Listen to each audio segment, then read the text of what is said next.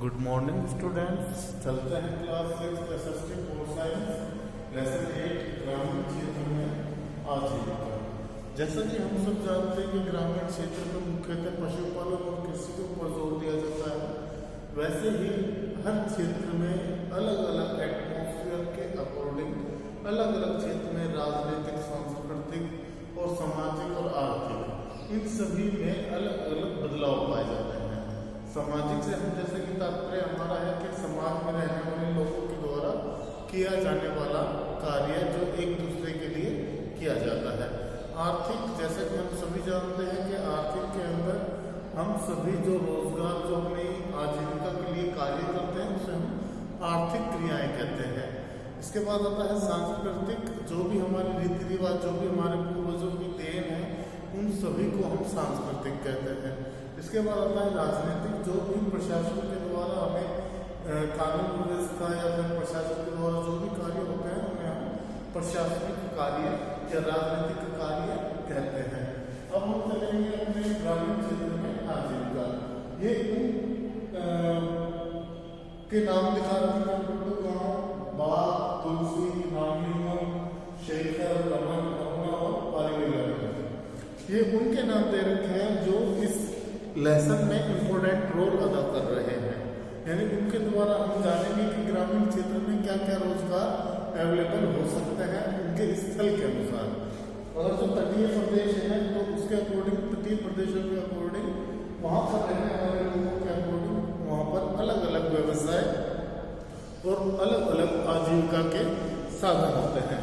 तो जैसे कि कलपट्टू गाँव के बारे में अगर हम जाने तो कलपट्टू गाँव तमिलनाडु राज्य में स्थित एक गांव है कलपट्टू। यहाँ के लोग टोकरी, बर्तन, घड़े, ईंट, बैलगाड़ी आदि बनाने का काम करते हैं। जैसा कि हमने आपको बताया कि तमिलनाडु का एक छोटा सा गांव है कलपट्टू, जहाँ पे जो लोग रहते हैं उनकी आजीविका का क्या साधन है कि कुछ लोग तो टोकरी बनाने का काम करते हैं, कुछ बर्तन बनाने का, कुछ घड़े, ईंट और बैलगाड़ी आदि बनाने का कार्य करते हैं। अब आता है बाग, यानी वहाँ पर बाग किस चीज़ के होते हैं? यहाँ आम और नारियल के काफ़ी बाग हैं। यानी यहाँ पर जो एटमॉस्फेयर है वो आम और नारियल के लिए बहुत ही अच्छा है और बहुत ही उपजाऊ भूमि है आम और नारियल के लिए। और वहाँ पर ये वृक्ष अच्छे फल देते हैं क्योंकि वहाँ का एटमॉस्फेयर अच्छा है और जलवायु अच्छी है। इसके बाद आता है तुलसी। ये वहाँ पर रहने वाली एक स्त्री है जिसके विषय में हम जानेंगे। तो यह रामलिंगम के खेत में कार्य करती है। तुलसी धान की रोपाई करती है, पकने पर निराई तथा कटाई भी वही करेगी।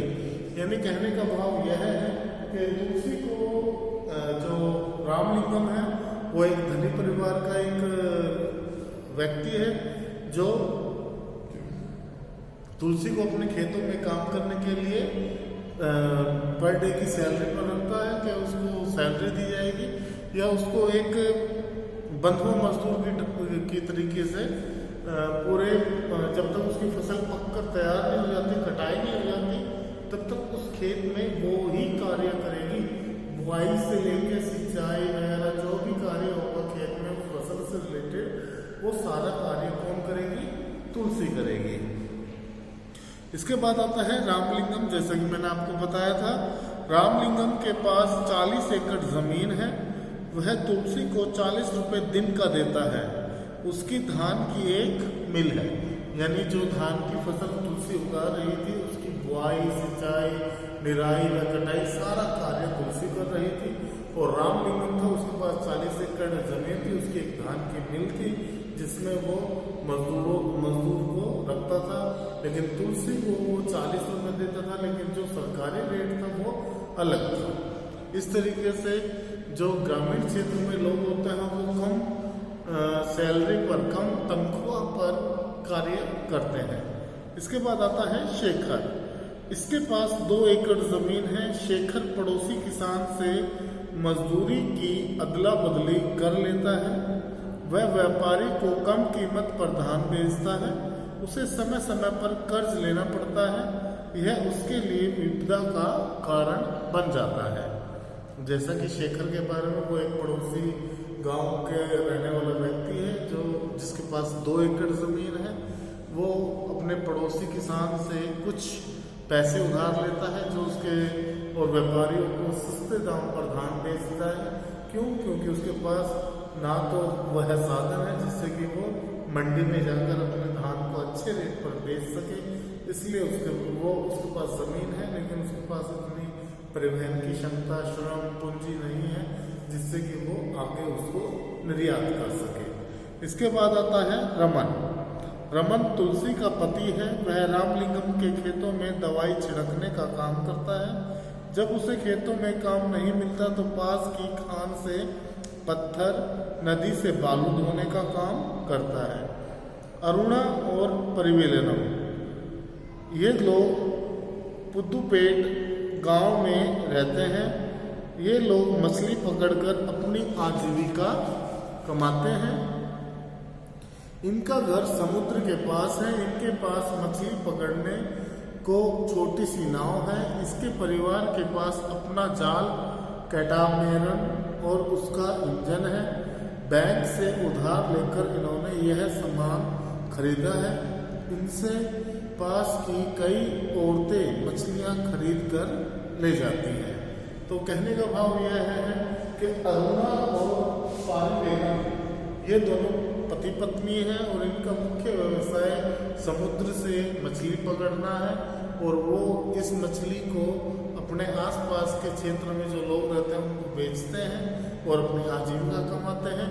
वहीं किसी के पास ज़मीन कम होती है तो वो अपनी जो फसल होता है वो कम रेट पर आसपास के व्यापारियों को बेच देते हैं।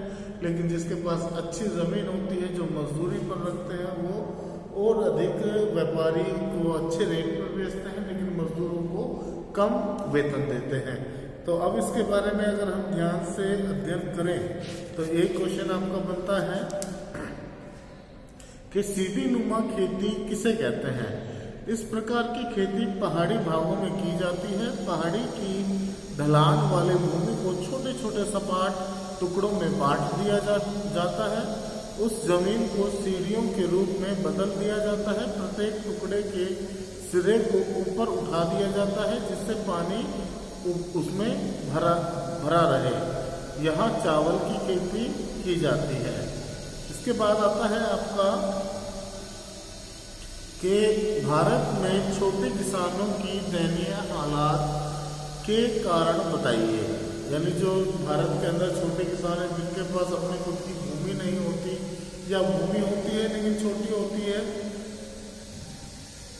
और वो उसके ऊपर ना सिंचाई ढंग से कर पाते हैं, ना फसल अच्छे से दवाई वगैरह कीटनाशक उर्वरकों का उपयोग कर पाते हैं। क्यों? क्योंकि उनके पास इतनी आमदनी नहीं होती जिससे कि वो अपनी पैदावार को बढ़ा सकें। अधिकांश किसानों की जोतों का आकार छोटा है जिसके कारण उत्पादन कम होता है। फसलों की लागत अधिक है और कम उत्पादन के कारण उन्हें नुकसान उठाना पड़ता है। उनकी आय कम होने के कारण वे अपने खेतों में उन्नत किस्म के बीज, खाद, कीटनाशक दवाओं का प्रयोग नहीं कर सकते।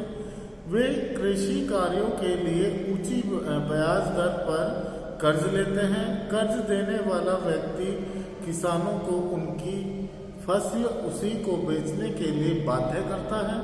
यदि किसी वर्ष प्राकृतिक आपदा के कारण फसल खराब हो जाती है तो किसान फिर से कर्ज में डूब जाता है। इस तरीके से जो छोटे किसान होते हैं उनको कई मुसीबतों का, कई कठिनाइयों का सामना करना पड़ता है जिनसे उनकी जो स्थिति है, जो हालात है वो दयनीय होते जाते हैं। आज के लिए हमारे लेसन में हमने आपको बताया कि ग्रामीण क्षेत्र में आजीविका के क्या क्या साधन होते हैं। जो स्थलीय भाग पर रहते हैं जिनका व्यवसाय कृषि और पशुपालन है उनका कैसा, और जिनके पास भूमि है, जिनके पास भूमि नहीं है, और जो तटीय प्रदेशों में रहते हैं, जो उनका काम करते हैं, उन्हें किस किस प्रकार की कठिनाइयों का सामना करते हैं और किस प्रकार से अपनी आजीविका कमाते हैं, इसके बारे में अध्ययन किया। अगर इसमें कोई भी बात आपको समझ नहीं आती है तो आप मुझसे पूछ सकते हैं। Thank you.